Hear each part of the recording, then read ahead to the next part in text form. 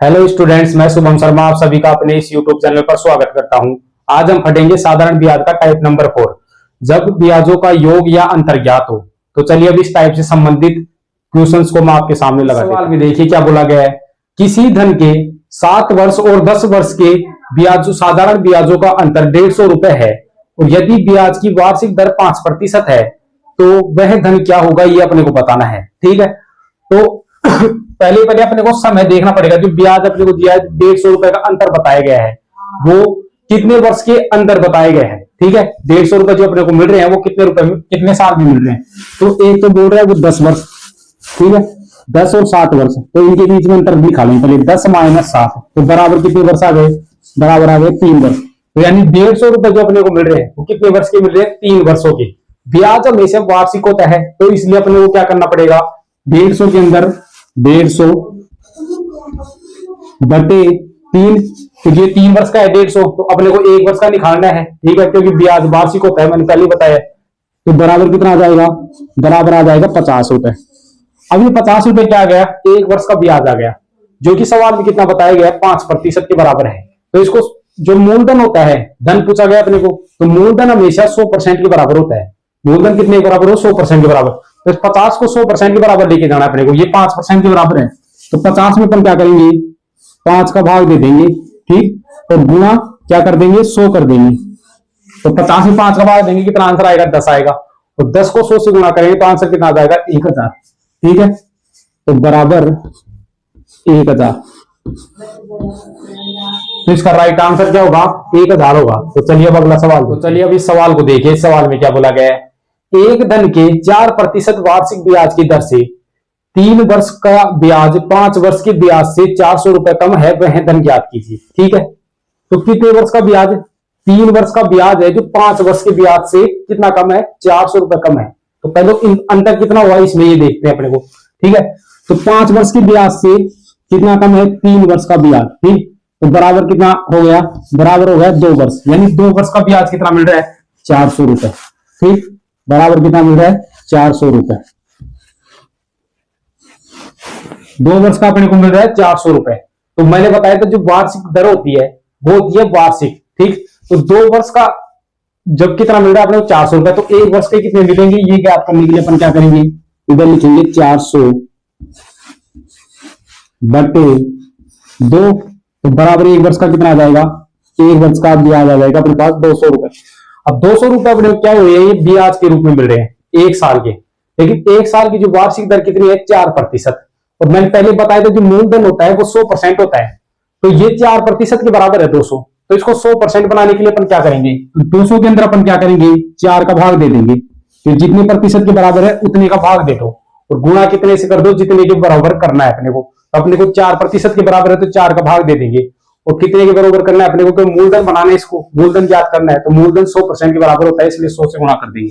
ठीक है, तो गुणा 100, तो आंसर कितना होगा, 200 में 4 का भाग देंगे, आंसर आएगा 50। और 50 को अपन 100 से गुणा करेंगे तो बराबर कितना हो जाएगा, 5000। बराबर कितना हो जाएगा, 5000। ठीक है, तो चलिए अब अगला सवाल। चलिए अब इस सवाल में देखिए क्या बोला गया है।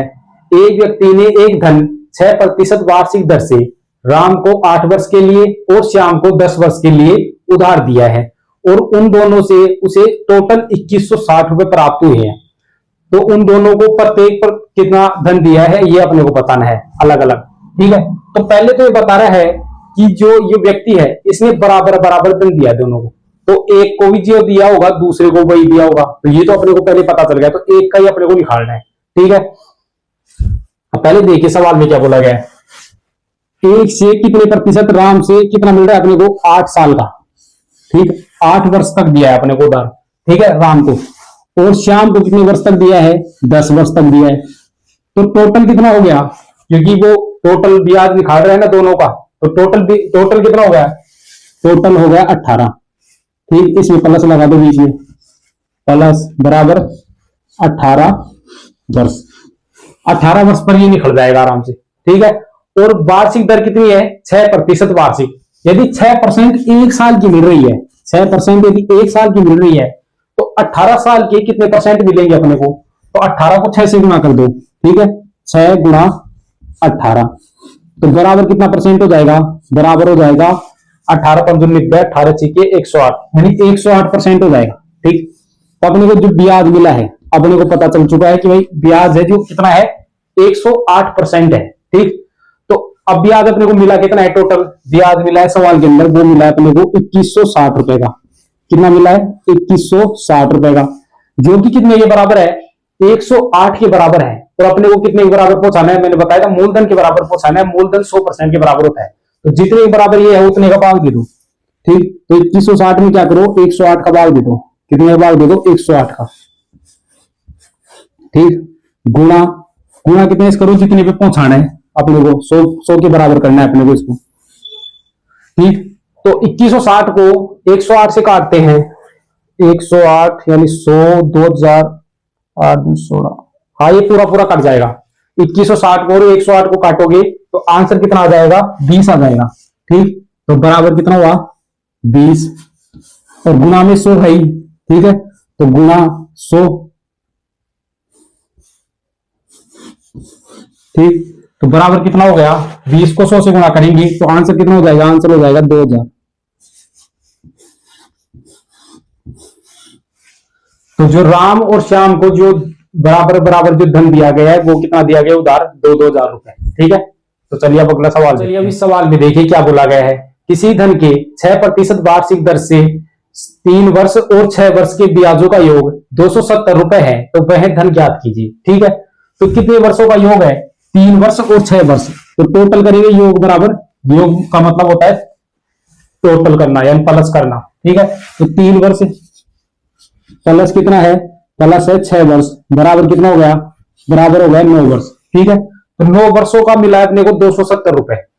अब कितना है, वार्षिक दर कितनी है, वार्षिक दर है 6%। यदि 1 साल का अपने को 6% ब्याज मिल रहा है तो 9 वर्ष में कितना मिलेगा, तो गुणा कर देंगे, 6 गुणा 9। ठीक है, गुणा 9। ठीक है, तो 6 नाम कितने हो गए, 54 वर्ष, 54%। ठीक है, 6 नाम कितने हो गए, 54, ये लो 54%। तो 270 रुपए है, कितने के बराबर है, 54 के बराबर है। ठीक है, और अपने को कितने के बराबर पहुंचाना है, क्योंकि मूलधन ज्ञात करना है, मूलधन 100% के बराबर होता है। तो अपन क्या करेंगे, 270 बटे 54 का भाग दे देंगे और गुणा 100 कर देंगे।